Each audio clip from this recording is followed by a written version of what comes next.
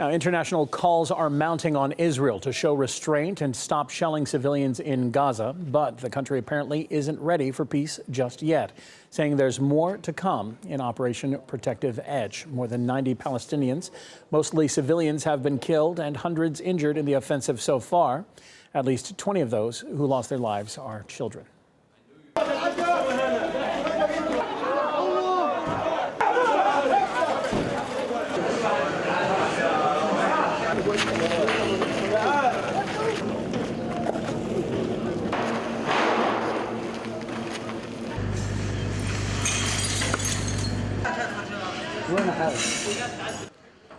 Israel says it hit more than 100 targets in Gaza on Thursday. Many of the missiles have landed in residential areas, causing panic to ripple through the population. Journalist Harry Fear met those caught up in the violence as they brace themselves for yet more air raids. On a visit to Gaza's main hospital, we met 4-year-old Shema al-Masri. She was injured in her abdomen. She became collateral damage in a drone strike. The girl went to visit her sister with her parents. On the road, they came under missile fire. When she tried to avoid one, she was hit by a second. Her mother and brother were killed. She and her sister were left in a critical condition. Her sister died today, and the girl is still under God's care. No one knows if she's going to make it. Doctors tell me they've been dealing with a biting shortage of medical supplies in Gaza for the last 3 weeks as a result of the ongoing siege. But even civilians that survive the violence suffer the mental effects of living in a war zone. Abed lives in a neighborhood of Sheikh Redwan that was targeted last night. We were sitting by the entrance when the first missile hit the house, and the second one soon followed. We carried the sleeping children out and ran away. The children began screaming through fear.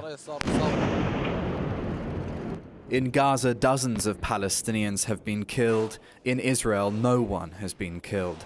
As in recent years, this Hamas-Israel war is far from symmetrical in terms of casualties and civilian loss.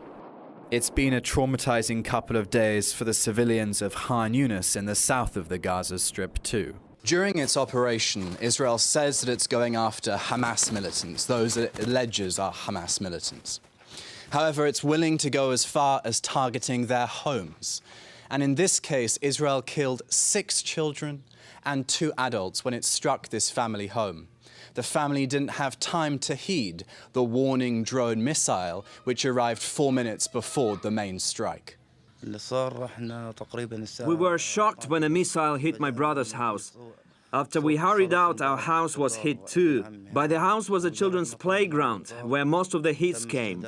Israel has made clear that it's not interested in restraining its operation on Gaza so long as Hamas rocket fire continues.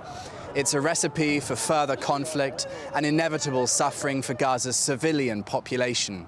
A population already so beleaguered now lives in fear of even more violence in the coming days. Harry Fear, RT, Gaza. Meanwhile, clashes have erupted between Palestinians and Israeli soldiers in the West Bank city of Bethlehem. Teenagers had been throwing rocks at the troops who fired tear gas to disperse them.